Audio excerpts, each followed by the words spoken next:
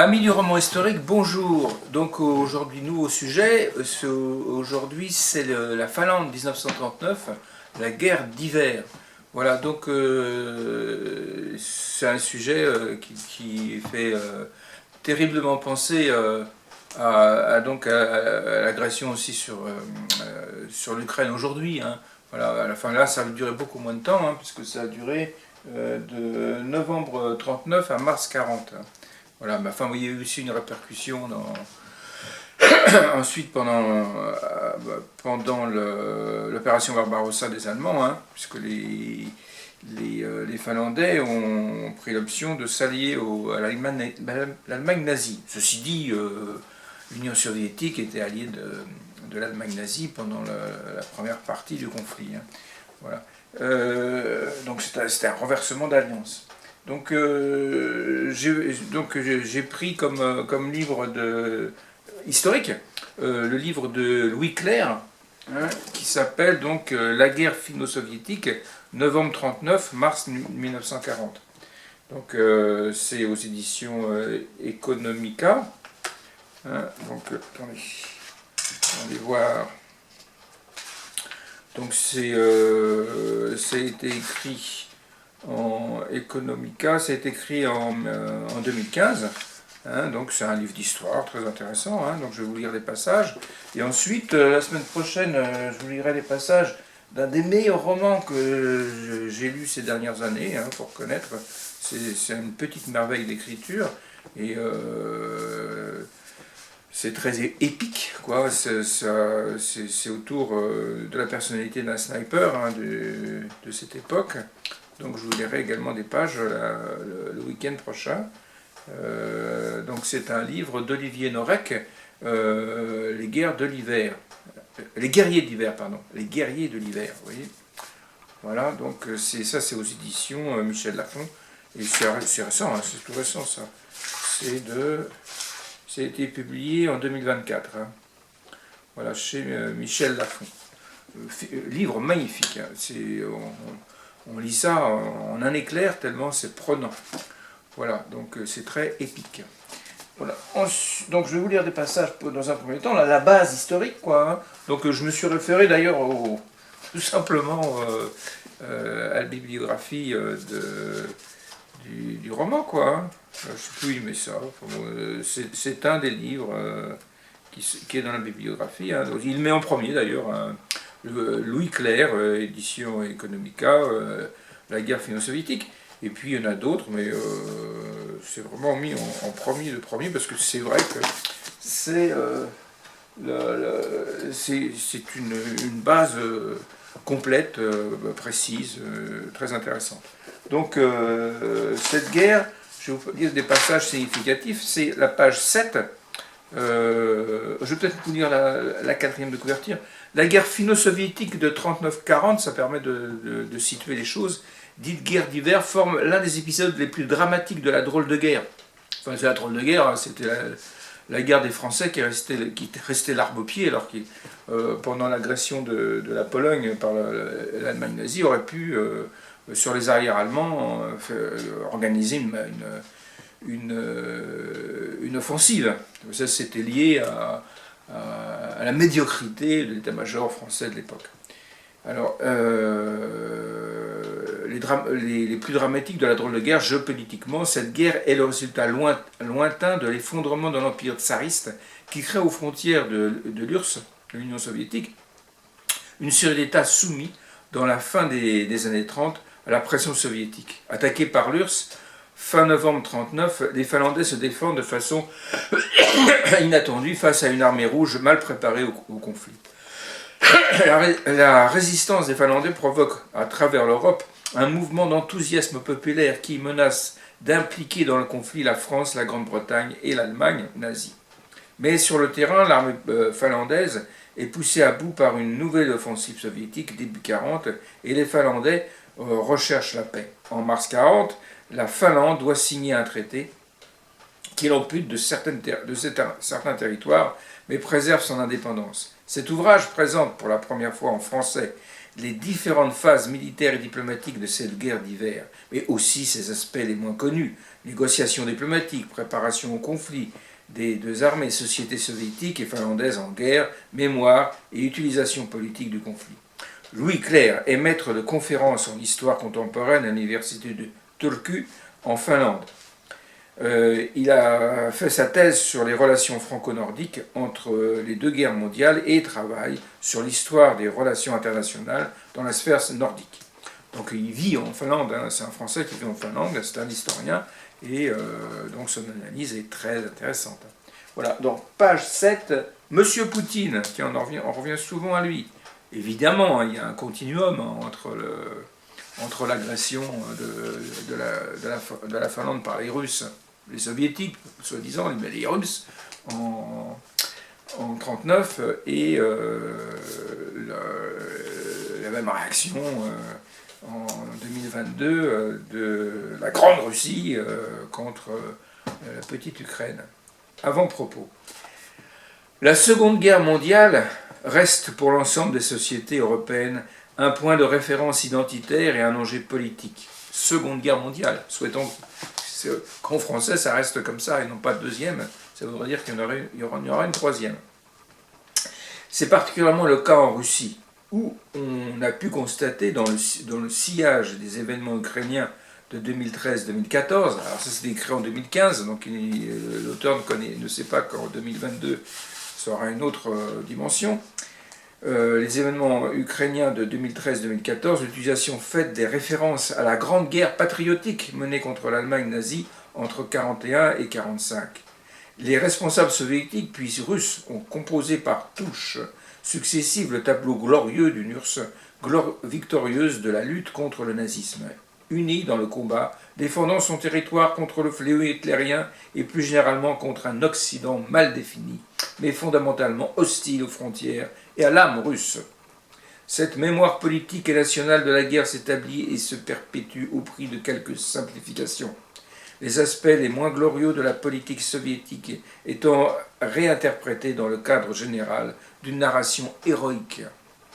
C'est à un tel exercice d'interprétation que s'est livré le 14 mars 2013 le président Vladimir Poutine en évoquant lors de la conférence de la Société russe d'histoire militaire le conflit qui opposa l'URSS à la Finlande entre novembre 1939 et mars 1940. Le début de l'intervention était pourtant prometteur. Poutine reconnaissait implicitement que Joseph Staline avait agressé la Finlande fin novembre 1939, attaquant sans déclaration de guerre cette petite démocratie nordique. Mais la suite des discours s'employa à justifier cette décision de Staline, dans le cadre de la rectification d'une frontière finno-soviétique mal tracée en 1920 suite à l'indépendance de la Finlande et à son détachement d'un empire tsariste moribond. Staline se devait, d'après Poutine, de réparer l'erreur des bolcheviks qui laissèrent la frontière s'établir à quelques dizaines de kilomètres de Saint-Pétersbourg et créer à l'époque Léningrad, et créèrent ainsi un risque de sécurité intolérable pour leurs successeurs. La liturgie soviétique sur le risque posé par les Finlandais à l'URSS des années 30 se trouvait ainsi recyclée dans le contexte du récent plurinationaliste russe, héritière des gloires de l'Union soviétique comme la Russie moderne. Pourrait-elle accepter qu'on pense que Staline avait sans raison agressé la Finlande en novembre 1939 ? Et oui, forteresse assiégée, la Russie ne se doit-elle pas de devancer le danger et d'assurer sa sécurité, hier comme aujourd'hui ? C'est de là que tout ça un cousinage très très très étroit entre le conflit 39 et le conflit 2022. Voilà, donc page 58, mal chaussé. Page 58, mal chaussé. 58.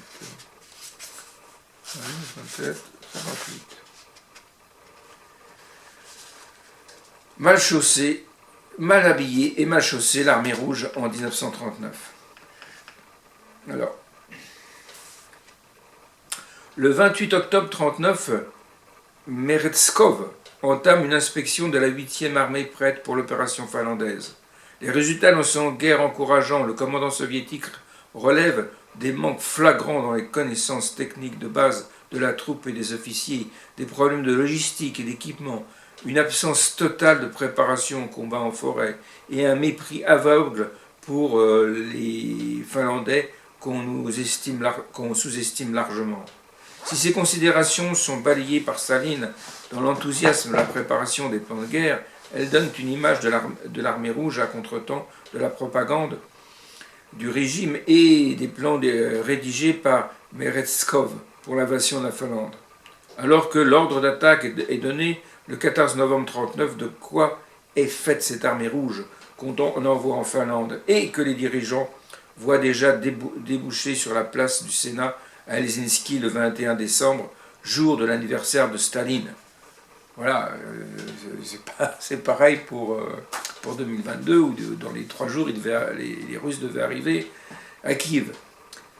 Force essentielle de la victoire face à l'Allemagne nazie en 1941-1945, l'armée rouge a été glorifiée par la propagande soviétique puis russe. Une des forces armées les plus étudiées du second conflit mondial. C'est aussi une des plus ambiguës. La question posée en tête d'un de ses livres par Roger Rees, pourquoi les soldats soviétiques se battirent-ils, continue d'être discutée. Émanation d'une société totalitaire de 170 millions d'habitants, souffrant d'une organisation souvent chaotique, traumatisée par une période de purge politique dans les années 30. Et oui, les 2 tiers des cadres de l'armée rouge ont été fusillés par le génial Staline, et doté de soldats peu motivés et mal entraînés. L'armée rouge présente en effet, au-delà des chiffres impressionnants de son potentiel en hommes et en matériel, de graves défauts. Elle est d'abord dirigée par un corps d'officiers aux compétences et à la liberté d'action limitées. Suite au premier combat de début décembre, Staline reprend dès le 9 le commandement direct de l'opération finlandaise des mains de Meretskov pour le confier en Stavka, un groupe rassemblant dans son bureau les principaux chefs militaires. La décision concernant le conflit se concentre alors dans ce groupe organisé autour de Staline et de ses proches, Voroshilov, Shapochnikov, le maréchal Simon Boudienny, avec ses belles moustaches. Staline, à qui les expériences militaires ont laissé des relations ambiguës avec le corps des officiers et un cordial mépris pour leur savoir technique, les considère comme des auxiliaires du pouvoir politique et dirige la guerre avec certains d'entre eux, Voroshilov et Timoshenko en particulier, mais reste souvent sans information claire sur la situation du front. La défaite de Suomussalmi, par exemple, lui sera expliquée plus en détail par ses services de renseignement qui traduisent les communiqués finlandais que par ses officiers sur place, enclins à minimiser les pertes et à glorifier les moindres avancées. Roger Rees et Catherine Mirandal fournissent des événements importants pour comprendre les contours de ce corps des officiers. Au niveau le plus haut, les officiers soviétiques sont le plus souvent des anciens de la guerre civile russe, liés par une relation forte à Staline. Les maréchaux de l'Union soviétique, Shapochnikov, Boudienny, le commissaire du peuple aux questions de défense, Voroshilov, et les principaux commandants de l'armée, Meretskov, Voroshilov, etc., sont des personnages mi-politiques, mi-militaires, liés par des relations complexes aux circonvolutions personnelles et bureaucratiques de l'entourage stalinien. On se croirait en 2022-23, hein, ceci dit, avec Shoigu et les autres, quand on entend les noms aux informations. Malgré les différences personnelles des responsables militaires, sont tenus dans la même terreur de la faute, le même culte de la parole du chef, les mêmes rigidités et intrigues que le reste de l'appareil soviétique. Mais Ridal souligne un niveau au-dessus des espérances de la plupart de ses officiers et sous-officiers soviétiques entrer dans l'armée parfois par conviction, mais surtout dans l'espoir d'intégrer une organisation hautement valorisée par le système soviétique et susceptible d'améliorer leur vie et celle de leur famille. Voilà, ça donne une idée de cette société militaro-politique de l'époque qui a quand même des rapports avec celle qu'on voit dans la Russie de Poutine. Alors, page 66, agression finlandaise. D'après Staline, ce sont les Finlandais qui ont voulu agresser l'immense Russie. C'est des grosses ficelles qu'on retrouve aujourd'hui. C'était les grosses ficelles des nazis au sujet des Sudètes, en prétendant qu'ils étaient martyrisés par les Tchèques pour annexer les Sudètes, etc. Et, il fera le coup plusieurs fois, Hitler, et Staline le fera de manière éhontée sans arrêt, et Vladimir Poutine pareil. Voilà. La bataille à Terezhki, les forces soviétiques se mettent en branle.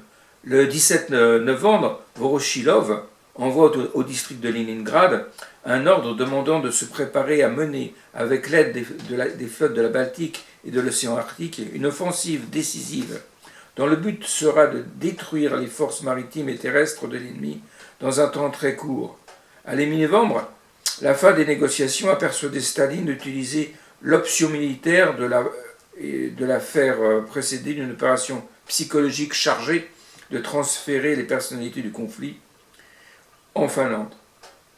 Responsabilité. Oui, c'est ça, il faut que ce soit les Finlandais qui soient l'agresseur, quoi. Le 26 novembre 1939, les troupes finlandaises dans l'isthme de Carélie repèrent des explosions en territoire soviétique sur la commune de Melilla. Le soir même, Molotov envoie une note à l'ambassadeur finlandais en Russie accusant la Finlande d'avoir bombardé le territoire soviétique, tuant et blessant 13 soldats. Menée du côté finlandais, une enquête conclut rapidement que les pièces d'artillerie finlandaises présentes dans la région ne peuvent pas atteindre le village de Melilla. Mais le ton est déjà monté d'un cran, et Molotov demande le retrait de toutes les forces finlandaises à 25 km de la frontière. Les Finlandais répondent par des demandes de négociation sur un retrait simultané des forces, demande ignorée par les Soviétiques. Alors, c'est les manœuvres habituelles de ce genre de tyrannie, de pouvoir fort. Le 28 novembre, l'URSS dénonce le traité de non-agression de 1932 et entame une campagne de propagande contre le gouvernement finlandais. Une offre de médiation du gouvernement américain essuie le lendemain un refus cinglant du gouvernement soviétique qui renvoie dans la soirée les diplomates finlandais en poste à Moscou. Avant de partir, Iho Koskinen a le temps de faire passer une note de son gouvernement acceptant un retrait des troupes et demandant la création d'une commission de conciliation. Elle ne sera pas lue par Staline, dont la machine militaire est déjà en marche. Le lendemain de cette rupture des relations diplomatiques, le 30 novembre vers 9h, le journaliste et traducteur américain Paul Joblom pose sa bicyclette contre un mur à quelque distance du Parlement finlandais dans le centre d'Helsinki. Le ciel est nuageux et la journée s'annonce froide et brumeuse. Sortant une demi-heure plus tard du bâtiment de son éditeur, Joblom est surpris par un son traînant et grave qu'il n'arrive pas d'abord à identifier. Ce sont les sirènes d'alerte aérienne de la ville. Premier souvenir marquant de la guerre noté dans nombre de témoignages sur le conflit. 3 escadrilles de bombardiers SB-2 se sont rapprochées de la capitale sous le couvert des nuages, visant l'aéroport de Malmi. Les conditions météorologiques les ont détournées de leur objectif et elles lâchent leurs bombes sur le centre-ville. L'école de Santa Amina, les habitations du quartier de Malmi, le chemin de fer de Pasila, le quartier de Tikurila sont bombardés dans ce premier vol. 2 autres alertes auront lieu dans la première journée, la première coûtant aux soviétiques un bombardier abattu par la DCA, la seconde touchant le cœur de la ville, entre les quartiers de Yetalahti, la gare routière et le Parlement. Paradoxalement, ce baptême du feu donné à la ville détruit aussi le bâtiment de l'ambassade soviétique touché par une bombe. Voilà, donc hier comme aujourd'hui, les Russes n'hésitent pas à bombarder les positions civiles, hein, d'entrée, tout de suite. Alors, un pays en guerre, page 104.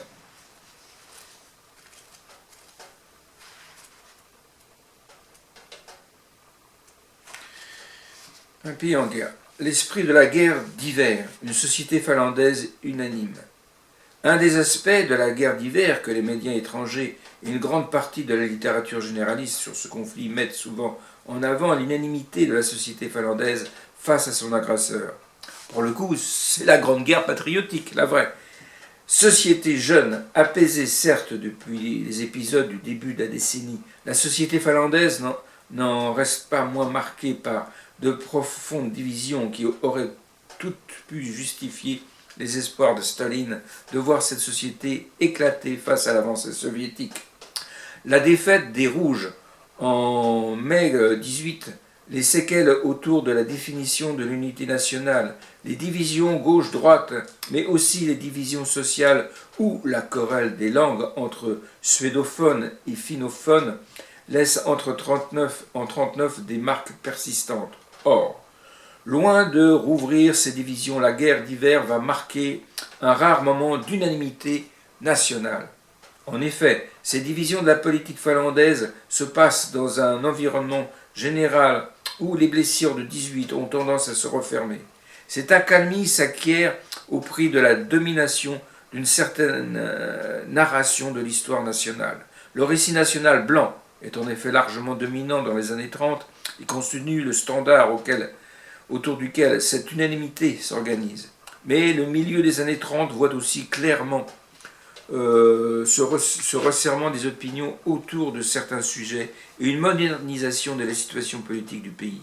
La politique étrangère, tout d'abord, fait l'objet d'une unanimité, au moins de façade, qui explique les réactions de la population en décembre 1939 et le soutien qu'elle apporte au gouvernement en guerre. En décembre 1935, tous les partis du Parlement finlandais, les ultra-conservateurs à la gauche, du Parti social-démocrate, acceptent la ligne de coopération nordique et de neutralisation défendue par le gouvernement. Ce vote unanime sanctionne une volonté nationale d'isolement, mais aussi de défense nationale, enveloppée dans une vision moraliste des relations internationales.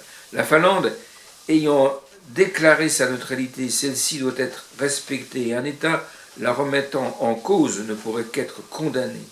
Dans un petit État légaliste, la déclaration de cette ligue au Parlement est un événement important qui engage les partis et les lie à une population qui se reconnaît largement dans la lettre et dans l'esprit de cette déclaration. Un événement important de ces évolutions est aussi la montée du niveau de vie du pays dans la deuxième moitié des années 30. La Finlande, qui prend son indépendance en 17, est un pays pauvre, socialement divisé, avec une part importante de la population vivant dans des conditions difficiles et un degré général d'infrastructure et de développement assez faible. La crise du début des années 30, aggravée par une politique économique monétariste, s'insère toutefois entre deux périodes de fort développement économique. Dans la deuxième moitié des années 30, la production augmente ainsi que le PIB, on développe les infrastructures, on construit. Le pays vit une période d'explosion démographique entre 1910 et 1950. La population passe de 3 à 4 millions, autant que durant l'intégralité du 19e siècle. Le pays que visite en août 1939 la photographe française Denise Bellon donne une impression de développement, de prospérité et d'accalmie sociale.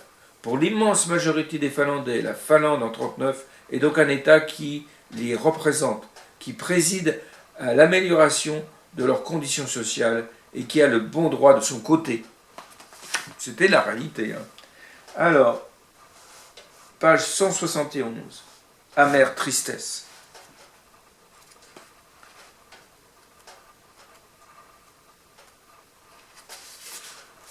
Une amère tristesse, réaction et conséquence immédiate de la paix de Moscou. C'est la fin, voilà.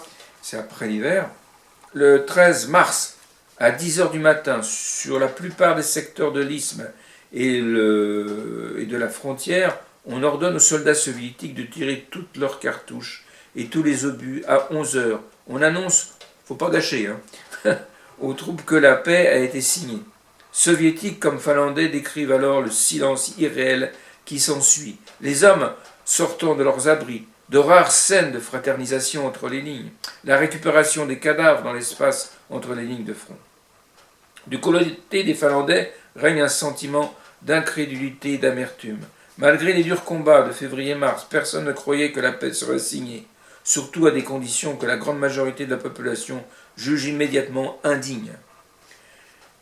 Les conditions du traité de Moscou sont en effet très dures. L'isthme de Carélie, y compris la ville de Viipuri, à présent vidée de ses habitants, et la région de Carélie, située au nord du lac Ladoga, auquel la Finlande perd l'accès, avec les villes de Sortavala et Kakissalmi, changent demain. L'équivalent de la vieille Finlande, prise aux Suédois par la Russie tsariste dans le milieu du XVIIIe siècle, est abandonnée à l'URSS, avec des ressources, ports, usines, infrastructures, que les soviétiques s'emploient immédiatement à exploiter.